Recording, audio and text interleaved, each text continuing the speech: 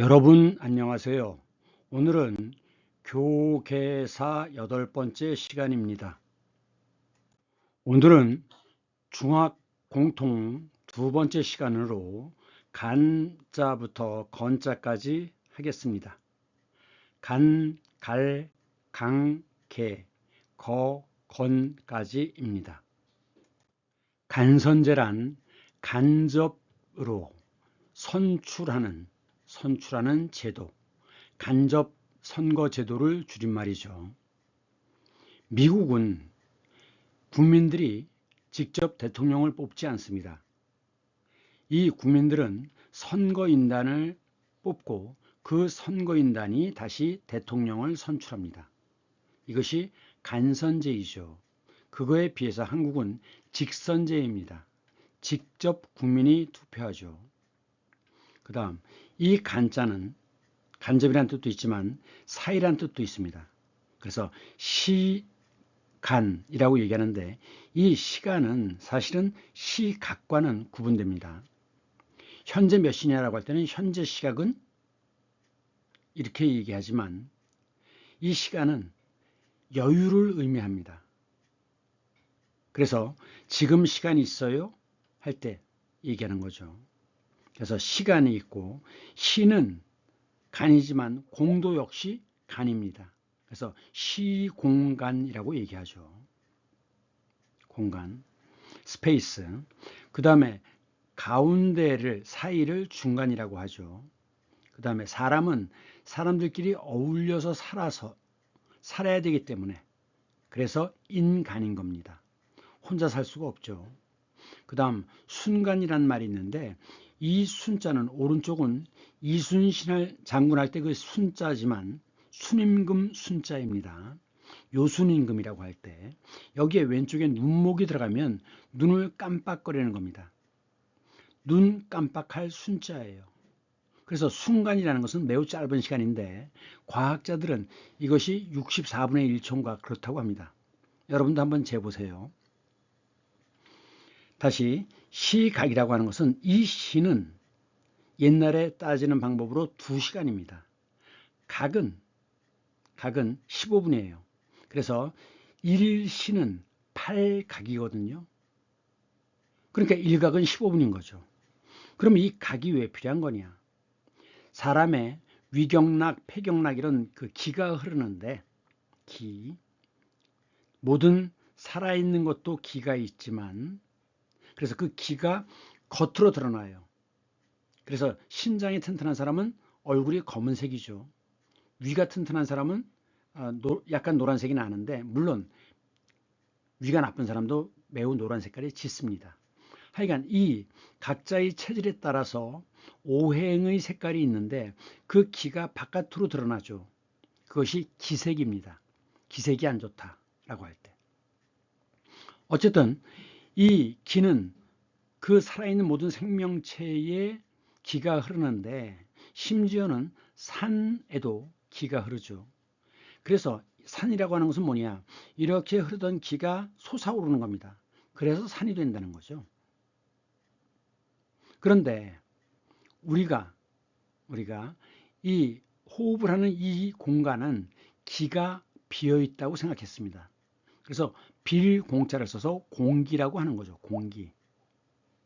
사실은 과학의 발달로 그 안에는 굉장히 산소, 수소, 질소 많은 성분이 있다는 사실을 알게 됐지만 옛날에는 기가 비어 있다고 생각했습니다. 그러면 기가 흐르다가 막혀요. 그럼 어떻게 되죠? 기가 막히면 말이 안 나옵니다. 그래서 아이고 내가 기가 막혀서 이런 표현을 쓰는 거죠.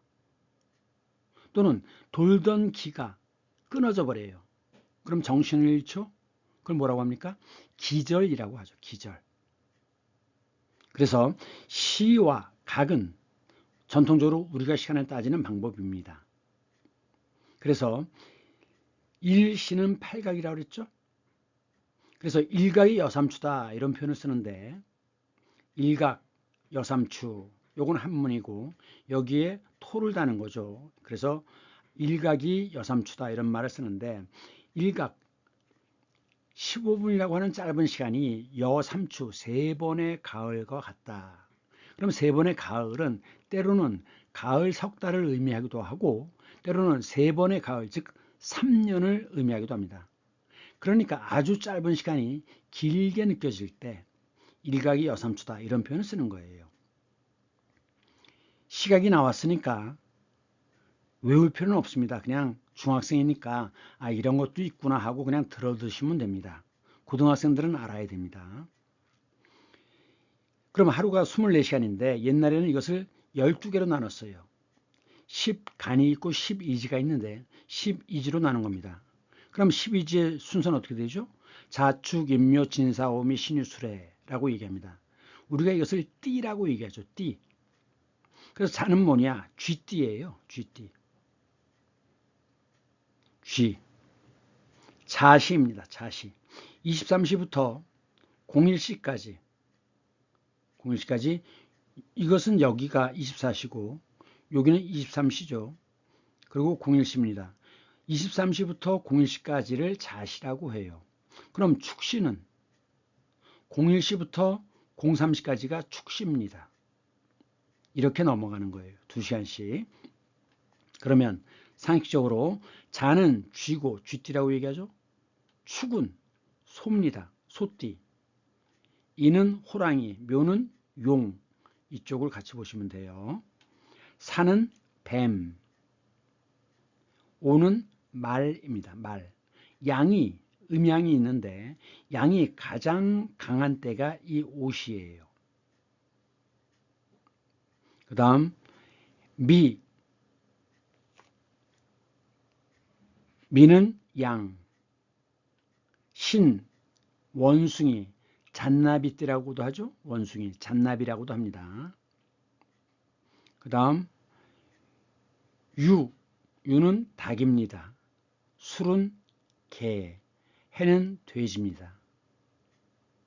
그래서 이 시간이 정해지는데 2시간이잖아요. 그 각 시간에 제일 처음을 뭐라고 하냐면 초를 붙여요. 그래서 자초라고 하면 이것은 23시를 가리킵니다. 그런데 그 중간은 뭘 집어넣느냐? 정을 집어넣습니다. 중간. 그래서 자정이라고 하죠. 그래서 00시를 자정이라고 하는 거예요. 그러면 13시부터 11시부터 13시까지 이때가 낮이 가장 햇빛이 많은 때죠. 사실은 우리 한반도에는 12시 30분쯤 돼야 해가 가장 중천에 떠오릅니다.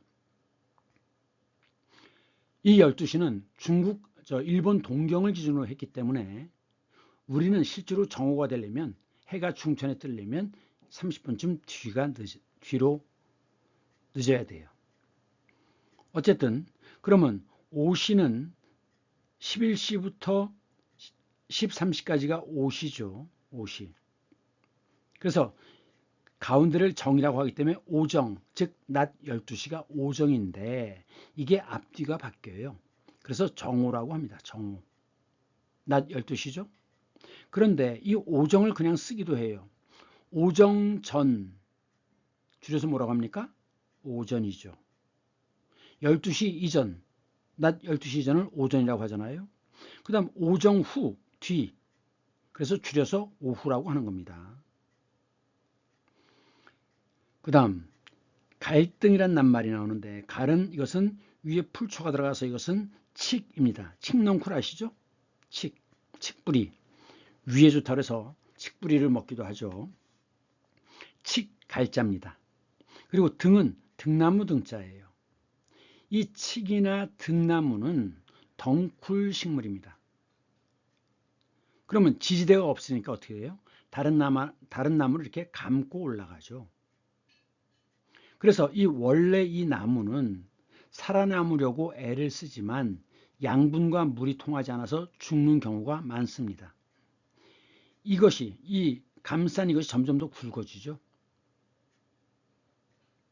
그래서 갈등이라는 것은 감으려고 하고 감기지 않으려고 애쓰는 이 상태를 갈등이라고 합니다. 갈등을 일으킨다. 라고 하는데 이거와 비슷한 말이 알력이 있어요. 알력. 알력은 둘 다 왼쪽에 술의 거가 들어갔습니다. 그래서 바퀴를 의미해요. 자, 수레가 있죠? 바퀴가 있습니다. 그런데 이 알자는 력자는 둘 다 삐걱거릴 알자, 삐걱거릴 력자예요. 수레가 있을 때 이 두 개의 바퀴가 균형을 잡을 수 있어야 되죠. 만일 한쪽으로 쏠리게 되면 어떻게 돼요? 결국 이것이 바퀴가 주저앉게 됩니다. 그래서 알력을 일으킨다. 공멸하는 길로 가는 거죠. 그래서 알력은 바퀴와 관련된 것이고 갈등은 나무와 관련되어 있는 낱말입니다. 이것은 강자인데 왼쪽은 비탈, 언덕입니다. 왼쪽에 들어가면 언덕이에요. 오른쪽에 들어가면 마을이란 뜻입니다. 이것은 두 발의 모습이에요. 즉 언덕을 걸어서 내려오는 거죠. 그래서 이것은 내릴 강자입니다. 그래서 강우량이라는 건 뭐냐? 우는 요거 지금 비가 떨어지는 모습 같아요. 예, 비우자입니다. 그래서 얼마나 비가 왔느냐? 이것이 강우량이죠. 그런데 강우량과 강수량은 구분해야 됩니다. 수는 물수자예요. 그럼 물이 될 수 있는 것을 다 합해야 됩니다. 그렇기 때문에 강수량이라고 하면 비뿐만이 아니라 눈, 서리, 성에 이런 것까지 다 포함하는 겁니다. 그래서 강우량과 강수량은 다르다 하는 것을 구분해야 됩니다. 우선 이 비가 얼마나 내리냐는 것은 농사를 지을 때 매우 중요하기 때문에 세종대왕 당시에 치구대를 만들었죠. 평평해야 이 높이를 잘 잴 수 있잖아요. 그래서 앞에 있는 이것이 치구기입니다. 이게 이제 광화문 세종대왕상 앞에 있는 사진을 찍은 것인데 이것이 치구기이고 뒤에 이렇게 소처럼 생긴 거 있죠? 이것은 해시계예요.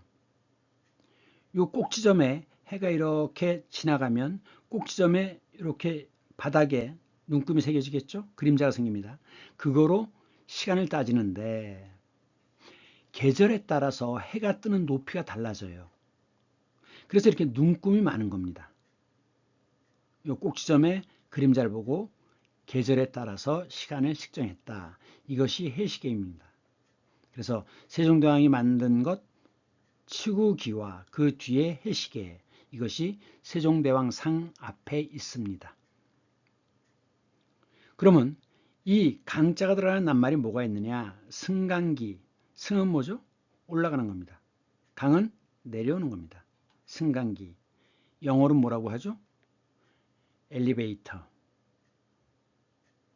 자, 여기서 엘리베이터는 왜 국어일까요? 왜 레어일까요? 엘리베이터는 외국어입니다. 외국말이에요. 왜? 우리말에 승강이란 말이 있잖아요. 우리말에 없으면 외국에서 들어와서 표준어가 된 것이지만 라디오, 우리말에 라디오가 없죠? 그래서 라디오는 표준어고 외래어예요. 하지만 엘리베이터는 이 우리말이 있기 때문에 그것은 외국어입니다. 그래서 외국어와 외래어는 그렇게 구분해야 됩니다.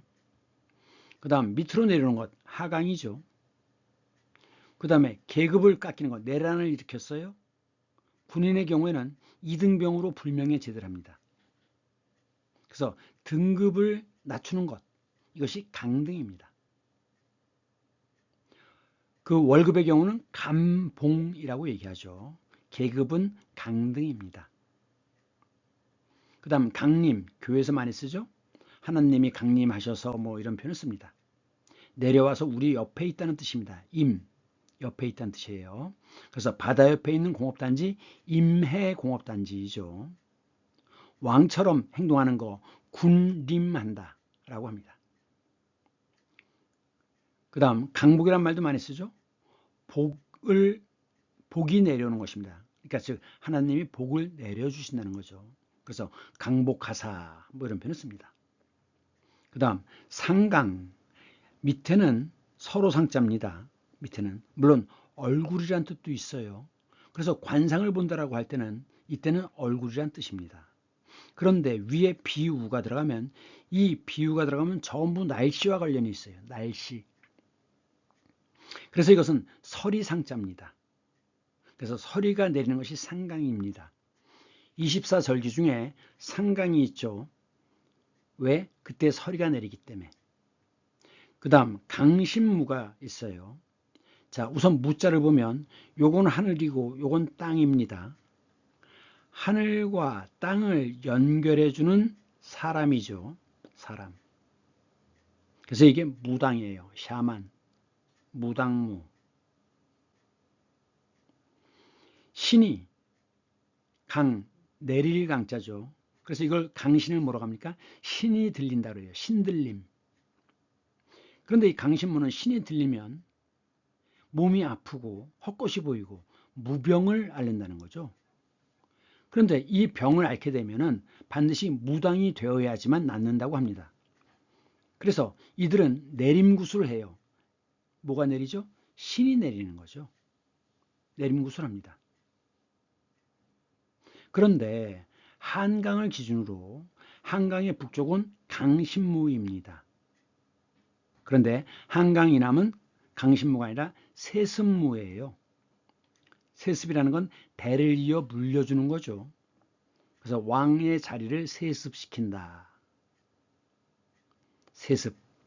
이것은 시어머니가 무당이면 그 며느리가 무당의 업을 이어받습니다.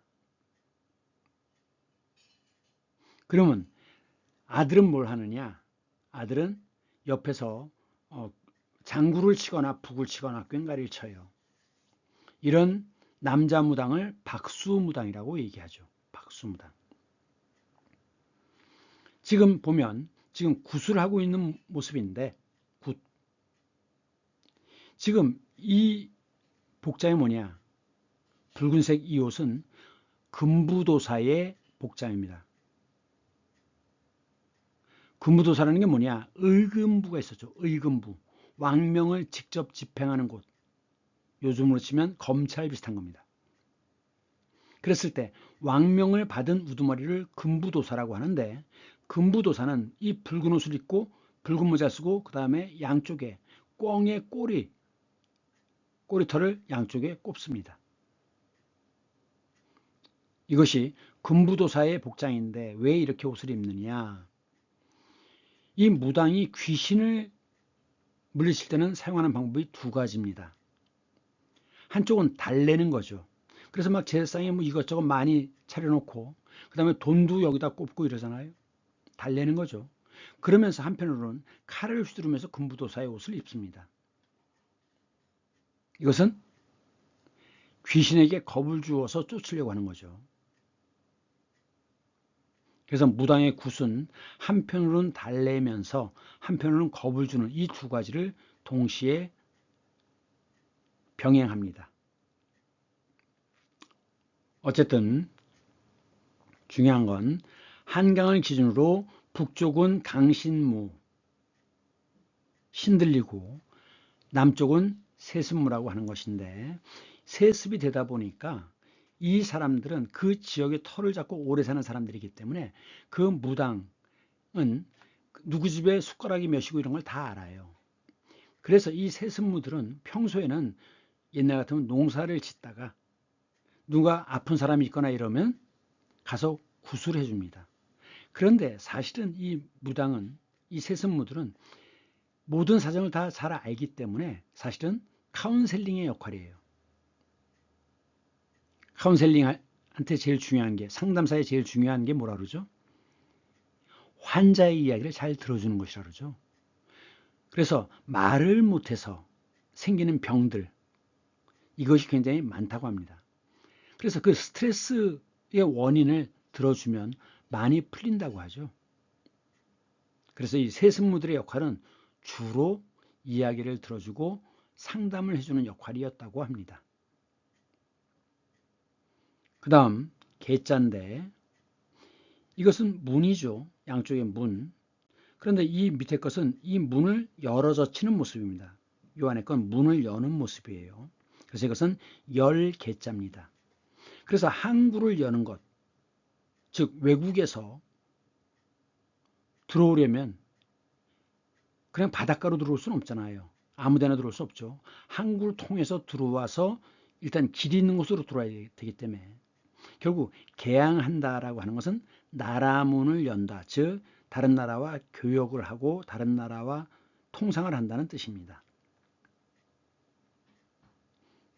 그래서 이 항구라고 하는 것, 홍콩, 이게 우리나라 발음은 향항이죠. 향기로운 항구. 정말 그런지 모르겠어요. 가보질 않아서. 그리고 이제 개국, 나라를 여는 거죠. 개국의 반대는 쇄국입니다. 이 쇄는 자물쇠란 뜻이에요. 자물쇠로 나라를 걸어 잠그는 것이죠. 쇄국 정치. 대원군이 쇄국 정치를 했는데 그 쇄국 정책을 편 것이 꼭 부정적인 것만은 아니라는 거죠. 왜냐하면 그때는 미국, 일본 각 나라들이 우리나라를 뜯어먹자고 달려들기 때문에 그냥 열었다가는 박살이 납니다. 그래서 대원군의 쇄국 정책은 좀 타당한 측면도 있다라고 얘기를 합니다. 어쨌든 나라문을 여는 것이 개국이에요. 그런데 이 개국은 건국이란 뜻과 같습니다. 나라를 세우는 거죠. 그래서 서울에 건국대가 있지 않습니까? 예. 우리나라가 해방되고 나서 나라 세울 때 그때 만들어진 학교다. 그래서 건국대라고 얘기합니다. 그 다음 개화란 말이 있어요. 그러면 나라문을 열었어요. 그러면 서양 문물로 인해서 바뀔 화자입니다. 뭔가 바뀌게 되는 거죠. 서양 과학을 도입함으로써 바뀌게 되는 겁니다. 그래서 서양식의 과학 문물들이 들어와요. 그것을 개화라고 하죠. 그런데 요거와는 구분해야 됩니다. 이것은 위에 풀초가 들어있어요. 그래서 이것은 꽃 화자입니다. 그래서 이 개화라고 하면 꽃이 핀다는 뜻이에요. 그래서 꽃이 피는 시기, 이것이 개화기입니다. 개화기. 다음, 서양과학은 이제 도입은 하는데, 그래서 이제 우리나라도 그 고종 때 전차를 만들고, 그 다음에 전기를 사용했죠. 그래서 미스터 선샤인이라고 하는 드라마를 보면 그 남대문 쪽에 전차가 다니고, 그 다음에 저녁 때가 되면 전등이 들어오는 그런 광경이 있었습니다. 그러니까 전기를 사용해 가지고 에너지를 쓰기도 하고 밝히기도 하죠. 그래서 밤에도 활동이 가능한 겁니다. 그래서 전기와 석탄을 이용해 가지고 결국은 공장을 돌리는 거죠. 기계를 돌리는 것이 굉장히 효율적입니다. 왜? 그전에는 사람의 에너지를 이용했거나 아니면 동물의 에너지를 이용했죠. 가축의 에너지를 이용했어요. 그런데 기계를 사용함으로써 굉장히 생산량이 급증하는 거죠. 근데 문제는 이런 걸 사용하게 되니까 보세요. 기차. 엄청나게 연기가 뿜어져 나오죠. 이 연기라는 게 뭡니까? 이산화탄소예요. 결국 이 이산화탄소가 지구온난화의 주범이죠. 그래서 먼저 빨리 그 나라를 발전시킨 다음에 영국은 자기들은 엄청나게 세계를 다 지배하고 있는 제국이다. 로마 제국이라고 하는 표현이 있었는데 로마는 군대를 동원해서 다른 나라를 침략해서 토지를 빼앗고 그 원래 사는 사람들을 노예로 만들었죠. 그래서 그들이 생산하도록 했던 겁니다. 그러니까 그런 전통 때문에 이제 제국이란 말을 쓰는 거죠. 우리는 위대한 영국이다. 그래서 Great British라는 말을 쓰는데 우리가 번역할 때는 대영 제국이라고 씁니다. 결국 제국이라고 하는 것은 힘으로 세계를 지배하는 거죠. 그래갖고 영국 같은 경우에는 직접 군대가 직접 수탈을 하면, 점령을 하면 이제 세계적으로 비난을 받으니까 영국은 동인도 회사라는 걸 만들어 가지고 동인도 회사에서 법을 집행하고 군대를 갖도록 했습니다. 그래 갖고 결국 영국은 영국 전체 1년 생산량의 수십 배씩 인도에서 수탈을 했습니다. 지금 인도가 못 사는 이유가 그 영국 식민지 시절 당시에 워낙 많이 빼앗아 갔기 때문에 성장의 힘을 말살해서 그렇습니다. 결국은 이 지구온난화 이런 것들은 다 이들이 만든 것이죠. 유럽이 만든 겁니다. 그러고서 이제 와서 다른 나라들도 경제 성장을 하려고 하니까 이산화탄소 때문에 안 돼라고 하면서 막고 있죠. 사다리를 걷어차고 있는 겁니다. 결국 이 지구온난화의 주범은 미국과 유럽입니다. 이 온난화 문제를 해결하려면 잘 사는 나라에서 태양광이라든가 풍력발전이라든가 이런 것을 못 사는 나라한테 무상으로 지원해야 공평한 거 아니겠습니까? 그 다음 우리나라는 조선이라는 이름을 썼는데 고종 때 이것을 대한제국으로 바꿉니다. 자, 제국이라고 바꿨죠? 결국은 부강병, 나라를 살찌워서 강병, 강한 군대를 만들어서 결국은 다른 나라를 침략하겠다는 거죠. 굉장히 제국주의적인 발상입니다. 어쨌든 부강명으로 제국이 되고 싶다라고 하는 욕망을 표현한 게 대한제국입니다. 자, 거중기라고 하는 것은 거는 들 거자입니다. 중은 무거울 중자죠. 무거운 것을 들어올리는 기구, 이것이 거중기입니다. 정조 때 만들었다고 하죠. 자, 여기 도르래를 보세요. 도르래. 줄로 연결되어 있죠? 그러니까 도르래가 하나 있으면 들어올리는 힘이 반으로 줍니다. 지금 도르래가 몇 개가 있어요? 4개가 있잖아요. 그럼 이 무거운 걸 들어올리는 힘이 2분의 1에 2분의 1에 2분의 1이니까 16분의 1의 힘으로 들어올릴 수 있는 겁니다. 이게 도르래의 원리예요. 그러니까 1이라고 하는 개념이 있는데 힘 곱하기 거리입니다. 즉, 이 잡아당기는 길이가 길수록 도르래를 이용해서 길어지면 힘이 그만큼 줄어드는 거죠. 그래서 이것이 거중기이고 정조 때 화성을 만들기 위해서 성을 쌓으려면 무거운 돌이 들어가잖아요. 그래서 사용했던 것입니다. 그런데 이것과 다르게 기중기라는 게 있습니다. 이 기는 일으킬 기자예요. 무거운 것을 일으킨다는 거죠. 즉 이것도 역시 들어올리는 건 마찬가지인데 이게 기중기죠. 기중기. 그래서 여기에 무거운 물을 달아서 이렇게 좌우로 옮기는데 이것을 영어로는 크레인이라고 합니다. 크레인. 근데 크레인은 학이란 뜻이 있어요. 학. 왜? 목이 기니까. 그래서 이 기계도 크레인이고 이 학도 영어로는 크레인이라고 한다라는 거죠. 그런데 이 기자와 이 기자는 음은 같지만 뜻이 다릅니다. 이렇게 기자를 쓰면 그릇처럼 용기, 변기 할 때, 그릇처럼 단순할 때 이 기자를 씁니다. 그래서 좌변기. 그런데 이것은 나무목이 들어갔죠. 그래갖고 나무가 매우 복잡하게 얽혀 있는 것. 즉 배틀입니다. 배틀. 배틀이 뭐냐? 자, 이게 배틀입니다. 옛날에 옷감을 자르려면 굉장히 복잡한 기구를 이용했어요.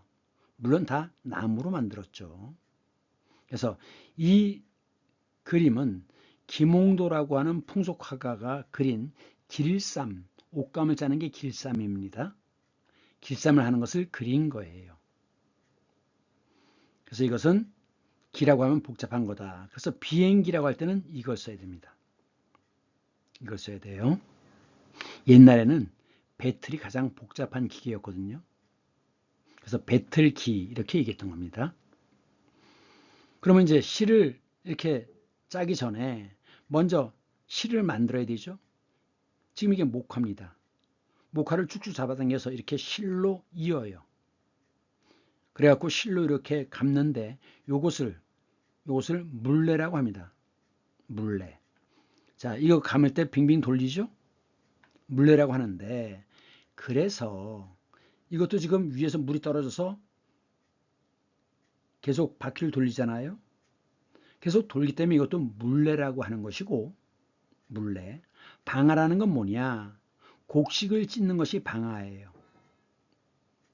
그래서 이 물레를 돌아가게 만들어서 연결되어 있는 이쪽에, 다른 쪽에 방아를 찢도록 하는 게 물레 방아인데, 자, 우선 요 실패부터 보겠습니다. 물레에서 그러면 이제 실을 만들죠. 그럼 이제 이거를 다 이렇게 실을 만들면 그걸 이렇게 감습니다. 요걸 실패라고 하죠. 실패. 그런데 도자기 만들 때 발로 밟아서 이걸 돌리잖아요. 그래서 이것도 뭐라고 합니까? 이것도 물레라고 합니다. 물레예요. 돌리는 건 물레입니다. 그런데 이것은 디딜방아예요. 곡식을 빻을 때 쓰는 건데, 자, 여기 이렇게 확이라고 하는 건 이렇게 움푹 들어간 것을 확이라고 합니다. 확에 이렇게 나무를 달아놨어요. 그럼 발을 여기다 올려놓고 발을 누르면 이게 올라가겠죠? 발을 놓으면 떨어지면서 곡식을 찢죠. 그래서 이게 발로 디디어서 찢는 방아이기 때문에 디딜 방아라고 합니다. 그런데 지금 여기 보시면 이것은 이렇게 꼭 저 두부 만들 때 돌리는 것 같이 생긴 거죠. 소를 끌고서 이 큰 돌을 돌립니다. 그래갖고 이 밑에서 곡식 껍질을 까는 거죠. 이렇게 소를 이용해서, 동물을 이용해서 만드는 이것은 연자방아라고 합니다. 방아도 다양하죠. 디딜방아, 연자방아, 물레방아입니다. 요건 뭐냐? 유럽, 특히 네덜란드의 풍차죠. 그럼 이 네덜란드는 왜 풍차를 썼는데, 이걸 돌리는 이유는 바람의 힘으로 이걸 돌리게 되면 여기서 계속 한편으로는 물을 바깥으로 뿜어내는 겁니다. 네덜란드는 땅이 바다보다 낮은 곳이 전체 국토의 3분의 1이기 때문에 계속 물이 스며들어옵니다. 물을 퍼내야 되죠.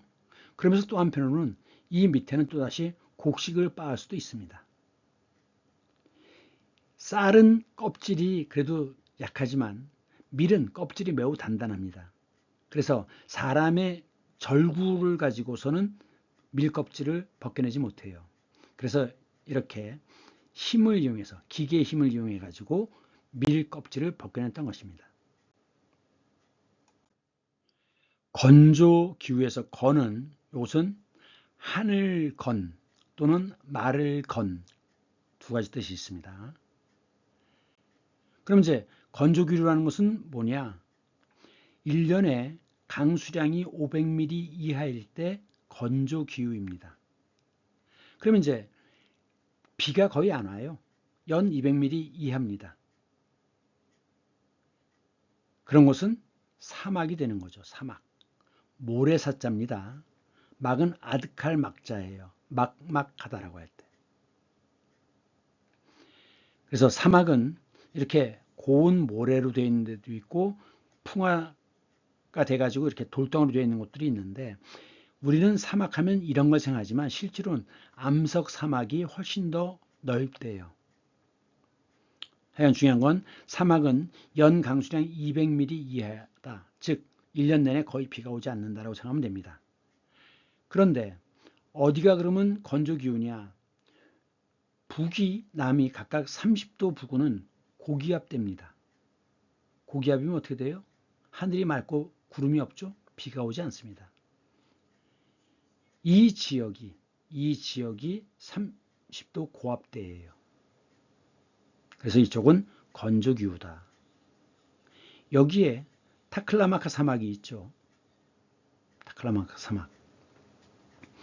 그런데 요 30도보다 조금 위, 여긴 그래도 조금 비가 오지 않습니까? 여기가 바로 스텝, 초원지대입니다. 초원지대. 이 초원지대를 스텝이라고 합니다. 원 스텝, 투 스텝 그 알파벳이 달라요.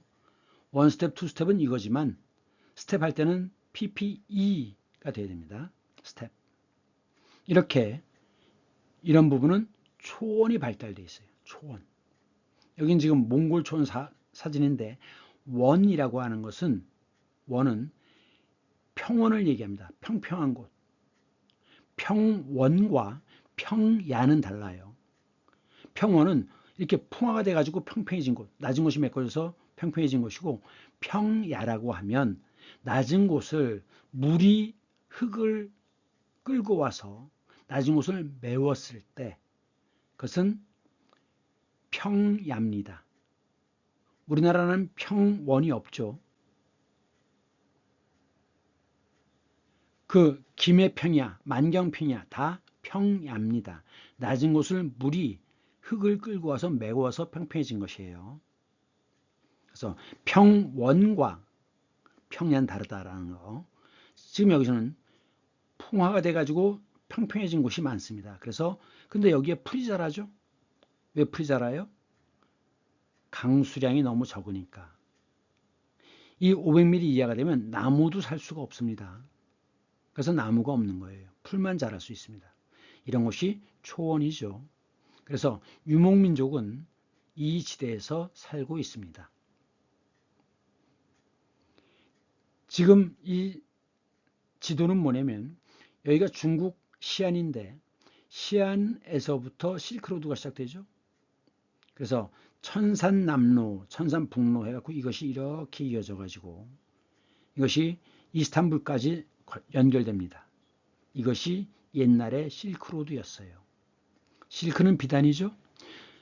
도자기와 비단이 교역품이었습니다. 그래서 비단, 영어로 실크, 그래서 이것을 실크로드라고 하는데 도자기를 영어로 뭐라고 합니까? 차이나라고 합니다. 왜? 중국에서부터 생산돼서 일로 넘어왔기 때문에. 그래서 도자기는 차이나예요. 그 다음 그 중국 발음으로는 진에서부터 시작된 거거든요. 최초의 중국의 통일왕조는 진나라입니다. 그래서 진에 CHIN에 A가 붙어서 진화가 되는 거예요. 인도진화 반도할 때 진화. 영어 발음으로는 차이나죠. 이게 실크로드와 관련 있는 겁니다. 실크와 차이나, 비단과 도자기를 거래했다는 겁니다. 그 다음 이 건자는 또 하나 하늘이라는 뜻도 있어요. 태극기 아시죠?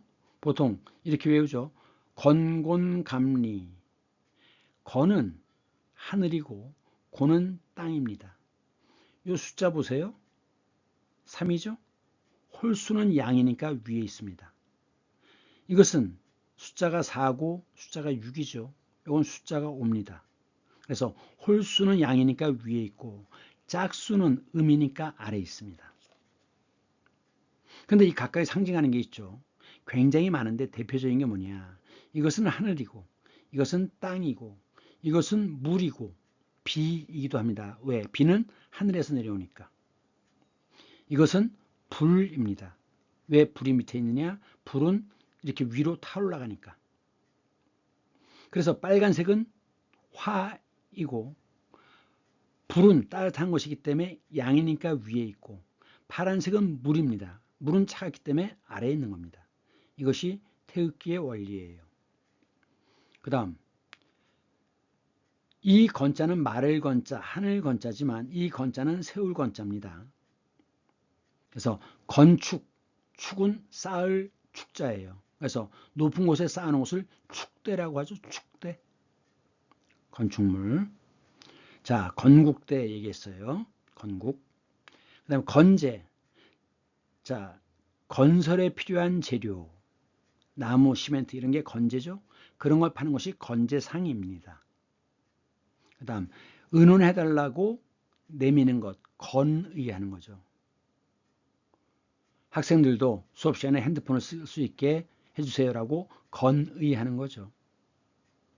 축은 쌓을 축자죠. 새로 쌓는 것이 신축 건물. 그 다음에 오래된 것을 고치죠. 고칠 개자입니다. 그래서 개축이라고 얘기해요. 그런데 이 건축에 있어서 가장 중요한 건 뭐냐면 이 지붕의 무게를 어떻게 처리하느냐입니다. 지붕에는 기와도 들어가지만 그 밑에는 단열을 위해서 진흙을 집어넣어요. 그래서 이 지붕의 무게가 매우 무거웠기 때문에 이 무게를 어떻게 해야 분산해서 받치느냐, 이 기둥들이 받치느냐, 이게 가장 중요한 문제입니다. 이 사진은 군산에 있는 동국사라고 하는 절인데 건물 모양이 좀 다르죠? 예, 이 건물은 일본 불교, 조동종이라고 하는 일본 불교에서 지은 겁니다. 그 다음 이것은 뭐냐? 자, 잘 보세요. 이렇게 돼서 여기 뾰족하죠? 여기는 약간 들어갔어요. 다시 화살표 모양으로 뾰족하게 튀어나왔고 다시 들어갔어요. 왜 이렇게 됐느냐? 벽으로 붙는 적을 양쪽에서 공격하기 위한 것입니다. 이런 걸 고구려에서는 치라고 해요. 치. 튀어나온 부분. 지금 이 사진은 폴란드 발트해 연안의 클라이페다라고 하는 지역인데 그 중세에 쌓았던 성입니다. 성의 모습이 지금 이렇게 있죠.